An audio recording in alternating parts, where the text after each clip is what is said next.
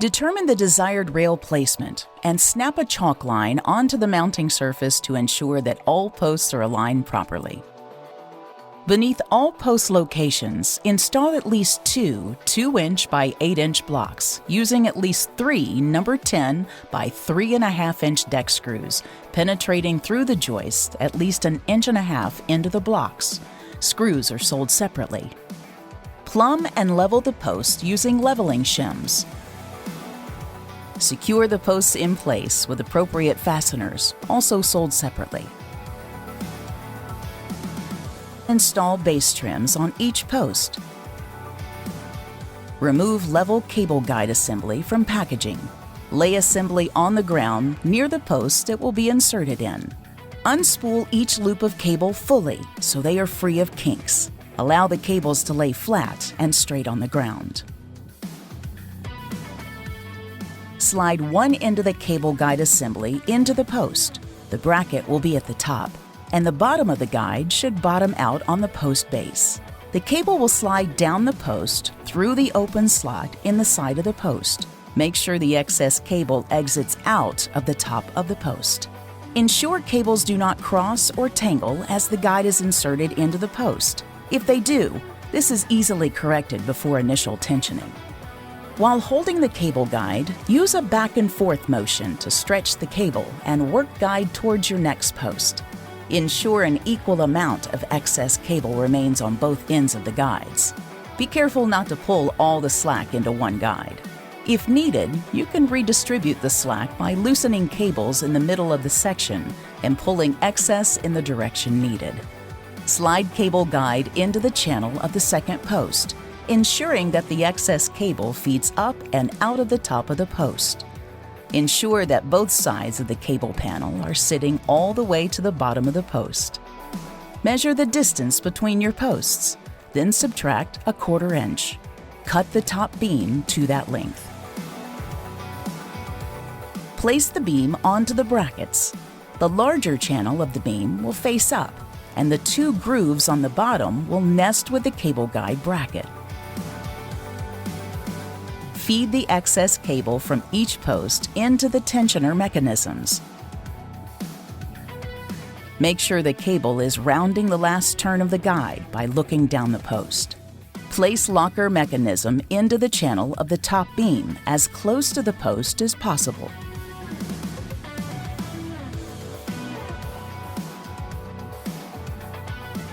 Pre-tension cable both sides by pulling as much slack through the tensioners by hand. This step is crucial to attain proper finish tension. Pull hard. Wearing a glove may help while pre-tensioning.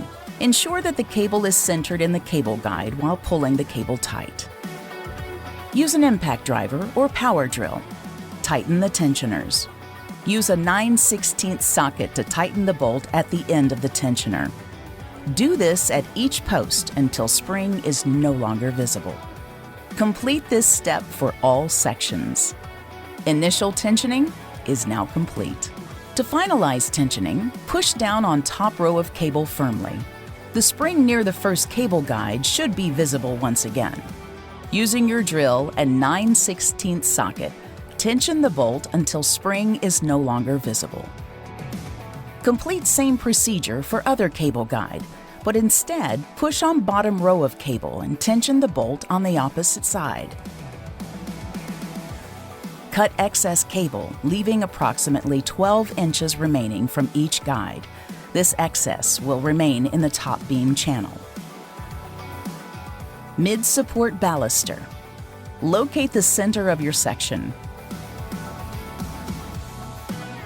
Place mid-support in center of the span. Mark 2 top and 2 bottom holes.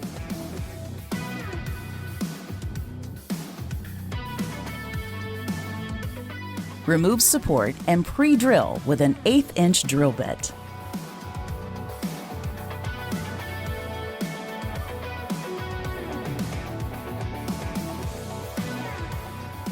Return support to center of span and attach with included screws. The 3/4 inch screws attach into the top beam and the 1.5 inch screws attach to the deck surface.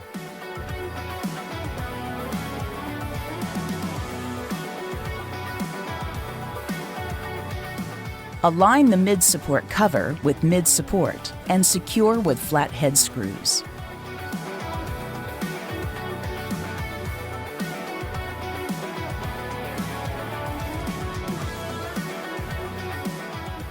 Use attachment plug to insert in 1/2 of mid-support trim ring. Place both halves at bottom of support and push together. Cut the top rail to the same measurement as the previously cut top beam.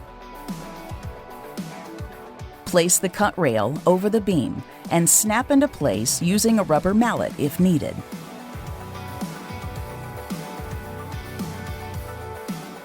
Place appropriate end, line, or corner post cap onto the top of each post and press or tap into place with a rubber mallet if needed.